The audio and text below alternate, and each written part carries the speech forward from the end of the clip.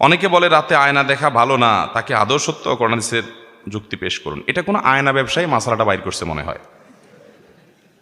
ভাঙা আয়নায় মুখ দেখলে ক্ষতি হবে, যাতে করে আয়নাটা ফেলা দিয়ে আরেকটা নতুন কিনে, এরকম কোনো কুমতলবে কোনো আয়নার দোকানদার এরকম মাসালা টাসালা বাইর করছে মনে হয়। কোরআন হাদিসে এরকম কোনো কথা নাই যে ভাঙা আয়না মুখ দেখলে সমস্যা হবে অথবা রাতের বেলা আয়না দেখলে অসুবিধা হবে।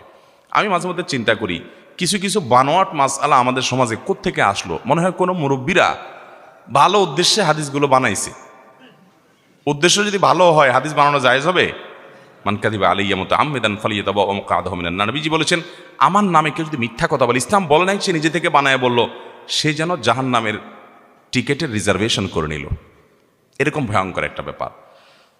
তো আমাদের দেশে দেখা যায় যে ওরকম অনেক কথা আছে। ধরেন একটা আছে রাতে নখ কাটা ঠিক না, শুনছেন আপনারা? ভাঙা আয়না মুখ দেখা ঠিক না, ভাঙা প্লেটে খানা খাওয়া ঠিক না, রাতের বেলায় বা প্লেটের পানি বাহিরে ফেলানো ঠিক না।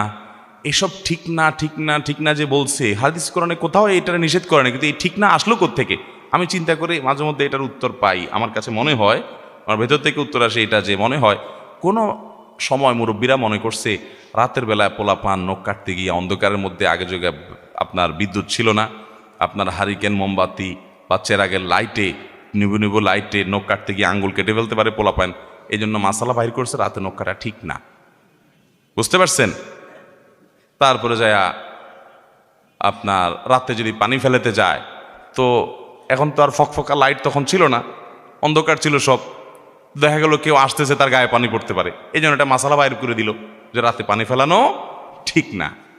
এই যত ঠিক না আছে এগুলো সব সৎ উদ্দেশ্যে হাদিসগুলো বানাইছে হয়তো কেউ বা কারা, কিন্তু এগুলো কোরআন হাদিসে এই যেগুলো বললাম এগুলো নাই।